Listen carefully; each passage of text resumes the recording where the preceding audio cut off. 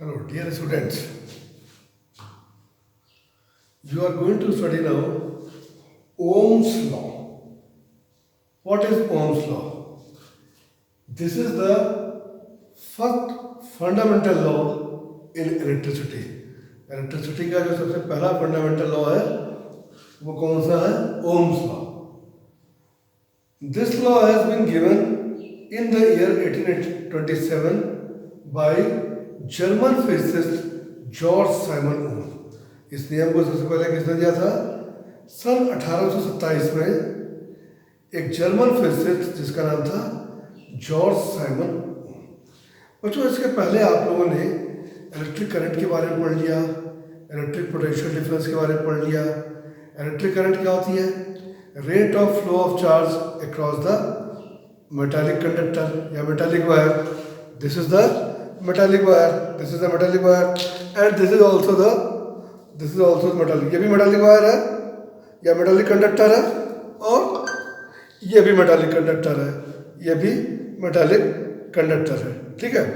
अच्छा, तो metallic conductor के अक्रॉस जब पोटेंशियल डिफरेंस हम डेवलप करते हैं तब उसमें करंट फ्लो होती है.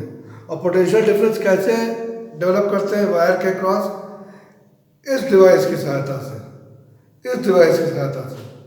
और इस डिवाइस को सब लोग जानते ही हो, इसको कहते हैं सेल. ये क्या करता है? ये किसी भी मेटालिक वायर या मेटालिक कंडक्टर के अक्रॉस पोटेंशियल डिफरेंस मेंटेन करता है, पोटेंशियल डिफरेंस पैदा करता है. ठीक है. और जब पोटेंशियल डिफरेंस पैदा करेगा, जब पोटेंशियल डिफरेंस पैदा करेगा, जैसे वायर है, ठीक है, ये आपका जैसे वायर है, ठीक है, और ये वायर में ऐसे, ये हमने ऐसे लगा दिया, ये ऐसे इस टाइप से, इस टाइप से मान लो इस टाइप से कर रहा है. तो अब ये क्या करेगा? इस वायर में करंट फ्लो करवाएगा. कैसे? पहले इस वायर के क्रॉस, इस वायर के क्रॉस एक पोटेंशियल डिफरेंस डेवलप होगा. इस वायर, मान लो यहाँ तक वायर है, यहाँ से लेके, चलो मान लो यहाँ से लेके यहाँ तक वायर है, तो इसको हम सेल से कनेक्ट करें तो सेल क्या करेगा, है ना, यहाँ से मान लो ये वायर है यहाँ तक, ये यहाँ तक वायर, जहाँ तक मेरी ये उंगलियाँ वायर को टच की है, और ये वायर मान लो यहीं तक है. तो ये सेल क्या करता है? इस वायर के अक्रॉस पोटेंशियल डिफरेंस पैदा करता है. और पोटेंशियल डिफरेंस से क्या होती है? करंट. मतलब चार्ज एक एंड से दूसरे एंड, मतलब इसका ये पॉजिटिव एंड होता है और ये नेगेटिव एंड होता है. कौन सा पॉजिटिव एंड? ये पॉजिटिव एंड, ये पॉजिटिव एंड और ये नेगेटिव एंड. तो इसमें करंट फ्लो होना शुरू होती है. ठीक है. तो पोटेंशियल डिफरेंस जब हम मेंटेन करते हैं तो करंट फ्लो होना शुरू होती है. ठीक है. तो ओम ने क्या नियम दिया था? वो ये दिया था, if V is the potential difference across the end of given metallic wire in an electric circuit. किसी इलेक्ट्रिक सर्किट में किसी वायर के अक्रॉस पोटेंशियल डिफरेंस है V. किसी वायर मतलब जैसे मान लो ये वायर है, इसका ये एक एंड है, एक एंड ये है और दूसरा एंड ये है, एक एंड ये है और दूसरा एंड ये है. इसको हमने सेल से कनेक्ट किया, तो इसके अक्रॉस एक पोटेंशियल डिफरेंस डेवलप हो रहा है जिसको कर रहे हैं V. और उस पोटेंशियल डिफरेंस से इसमें करंट डेवलप हो रही है जिसको हम कर रहे हैं I, है ना. तो I डेवलप हो रही है V से, न कि V डेवलप हो रही है I से. तो कौन कैसे डेवलप हो रहा है? I डेवलप हो रही है V से. और V हम कैसे डेवलप कर रहे हैं? पहले हम V को डेवलप करते हैं, V हम डेवलप कर रहे हैं इससे, जिसको हम कहते हैं सेल या बैटरी. तो बच्चों, ये आपको समझ में आ गया होगा कि V हम कैसे डेवलप करते हैं वायर के क्रॉस और I हम कैसे डेवलप करते हैं. तो ओम ने यह नियम दिया था कि अगर V is the potential difference across the end of given metallic wire in a electric circuit and I is the current flow through. अगर V पोटेंशियल डिफरेंस है, करंट I है, then V is directly proportional to I. V is directly proportional to I, मतलब कि V बढ़ा देंगे तो I बढ़ जाएगा. कहने का मतलब है कि 1 वोल्ट से 1 एम्पियर करंट है तो 2 वोल्ट से 2 एम्पियर करंट, 3 वोल्ट से 3 एम्पियर करंट, 4 वोल्ट से 4 एम्पियर करंट. हाँ, लेकिन ऐसा तब होगा 1 वोल्ट से 1 एम्पियर, 2 वोल्ट से 2 एम्पियर, जब टेम्परेचर कांस्टेंट हो। बच्चों ये रिलेशन तभी सही है, ये संबंध तभी सही है जब टेम्परेचर कांस्टेंट हो। टेम्परेचर अगर मान लो कांस्टेंट नहीं है तो हो सकता है 1 वोल्ट से तो चलो 1 एम्पियर करंट मिल गई, तो 2 वोल्ट से 2 एम्पियर करंट ना मिले, 2 वोल्ट से 2.8 एम्पियर करंट मिले, 2.7 एम्पियर करंट मिले, मान लो 3 वोल्ट से फिर 3.2 एम्पियर करंट मिल जाए। तो कहने का अर्थ क्या है कि in that case V is not directly proportional to I। तो V I के डायरेक्टली प्रोपोर्शनल कब नहीं होगा? जब टेम्परेचर कांस्टेंट नहीं है। तो ये रिलेशन सही कब है? जब टेम्परेचर कांस्टेंट हो, टेम्परेचर कांस्टेंट हो। तो V is directly proportional to I, it means V upon I is equal to constant. तो यहाँ पे V और I का जो रेशियो है वो कांस्टेंट के बराबर है, और इस कांस्टेंट को कैपिटल R से दिखाते हैं। V अपॉन I ये जो रेशियो है, इस रेशियो को हम कैपिटल R से दिखाते हैं। और R को हम क्या कहते हैं? R is the property of conductor to resist flow of charge fluid. R क्या है? R कंडक्टर की प्रॉपर्टी है ना, जैसे ये कंडक्टर है ना, ये भी क्या है? कंडक्टर है। कंडक्टर की प्रॉपर्टी जिससे वो करंट फ्लो को रेजिस्ट करता हो, करंट फ्लो को रेजिस्ट करता हो।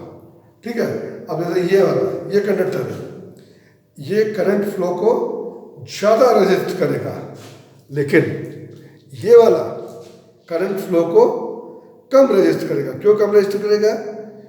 कम रेजिस्ट करेगा क्योंकि ये कॉपर का है। ठीक है, लेकिन ये जो है ये कॉपर का नहीं है, बल्कि ये इसमें बहुत सारी धातुएं मिली हुई हैं, इसमें बहुत सारी धातुएं मिली हुई हैं, means many metals has been mixed in that, है ना, बहुत से मेटल इसमें बने हुए हैं। इसलिए ये इसको हम कहते हैं एलॉय, इसको हम कहते हैं एलॉय। तो एलॉय का रेजिस्टेंस मेटल के रेजिस्टेंस से अधिक होता है। तो इसी आर को हम कहते हैं रेजिस्टेंस, इसी आर को हम कहते हैं इलेक्ट्रिक रेजिस्टेंस, इलेक्ट्रिक रेजिस्टेंस। तो इलेक्ट्रिक रेजिस्टेंस ये क्या करता है? ये कंडक्टर की अपनी प्रॉपर्टी है। जैसे भी हमने आपको बताया, कॉपर का रेजिस्टेंस एलॉय से कम होता है, तो ये कंडक्टर की अपनी प्रॉपर्टी जिसकी वजह से वो करंट फ्लो को अपोज करता है, करंट फ्लो का वो क्या करता है?